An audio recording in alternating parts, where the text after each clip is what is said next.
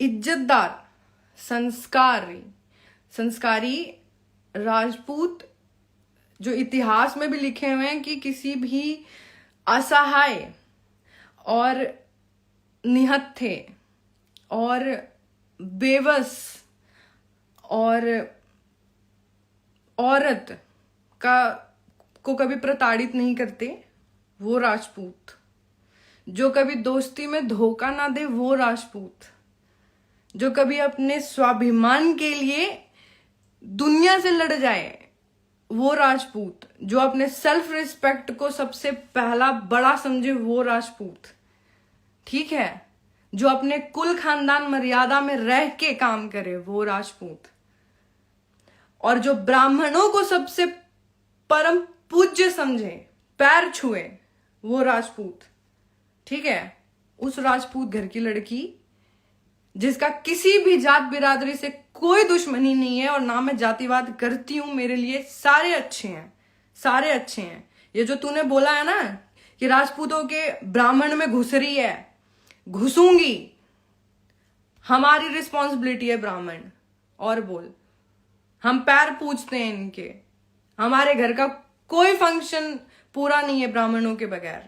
और बोल, ठीक है। और ले सुन, तेरे कारण विशाल सिंह की ये जो रिकॉर्डिंग है, जो 1.5 साल से थी मेरे पास, जो अननेसेसरी में मैं दिखाने जा रही हूं, ये प्रूफ करने जा रही हूं कि जो कीचड़ मेरे सामने परोसा गया था कि आप इसको पार कीजिए और आपको काम मिलेगा, मैंने उसको लात मार दिया।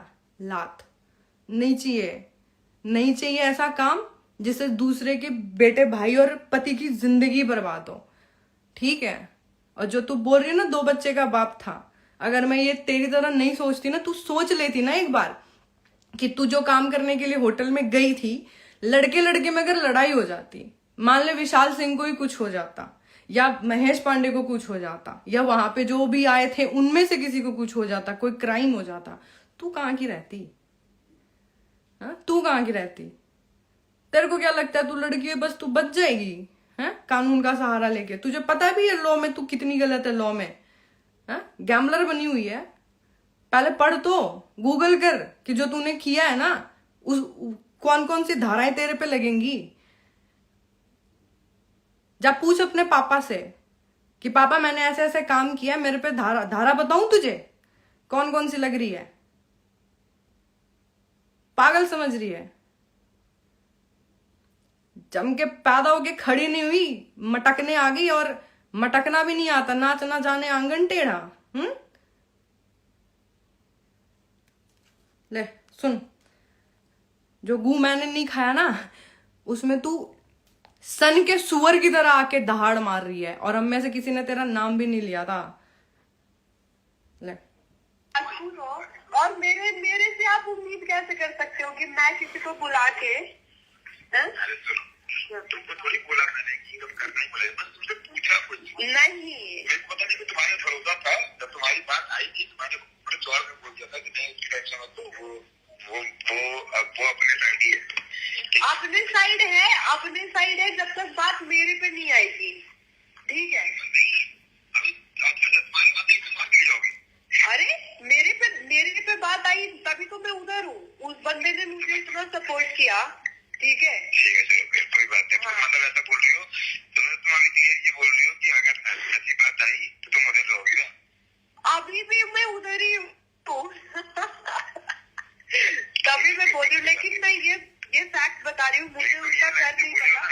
विशाल तुम्हारे सामने खड़ा भी रहेगा, कुछ नहीं कर पाएंगे। हाँ, यही मैं बोलने जा रही थी कि ये अगर सोचोगे कि मैं अगर बुला दूं या इन फ्यूचर कभी मेरे साथ वो बंदा हो और आप लोग हो, तो आप लोग उसको मार दोगे, पीट दोगे और बड़े काम हम लोग थोड़ी करते हैं यार, बोलते थोड़ी है।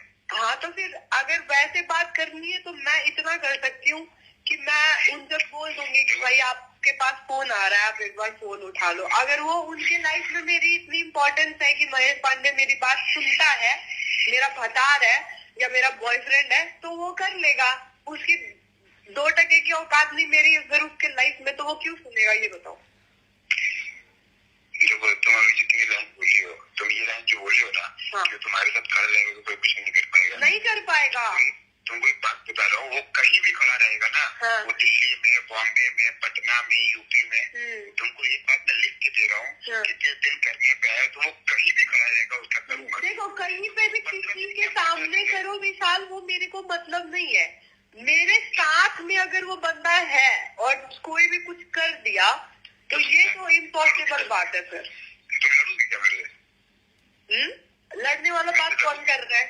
तो तुम मतलब क्या बोलना चाह रही हो? चलो मान लो वो तुम्हारे साथ खड़ा है, मैं तो उसको पुलिस से पकड़वा के उसको अंदर करवा दूंगा। अब तुम बोलो तुम क्या करोगे मेरे साथ? पुलिस से पकड़वा के अंदर करवा दोगे तो मैं क्या कर लूंगी? मेरे को भी करवा देना फिर।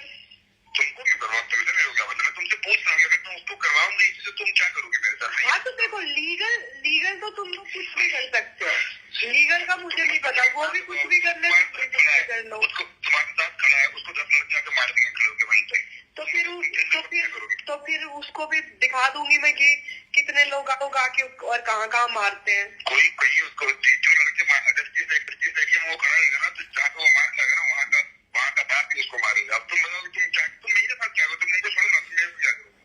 तुम्हारे साथ क्या करूंगी मैं? जो मारेगा मैं उसके साथ करूंगी ना। वो तुम्हारे साथ रहेगा, तुम्हारा इंटरव्यू ले जाएगा, मैं आके उसको मारूंगा। अब तुम बताओ तुम क्या करोगे? तो मैं तुम्हारी घान तो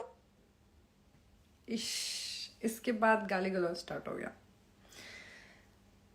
तो ये है रिकॉर्डिंग। मैं आप लोगों को बैक कैमरा करके दिखाती हूँ।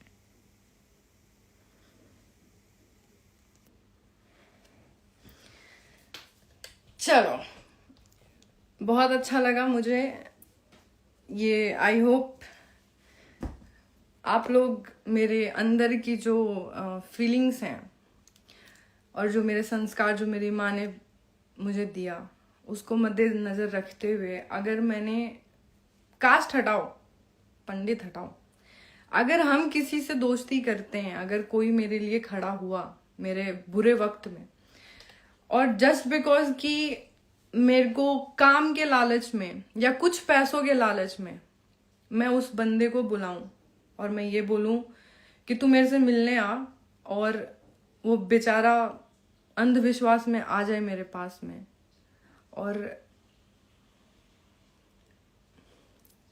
मैं ये काम, चाहे वो महेश पांडे हो या कोई भी हो, मैं नहीं कर सकती।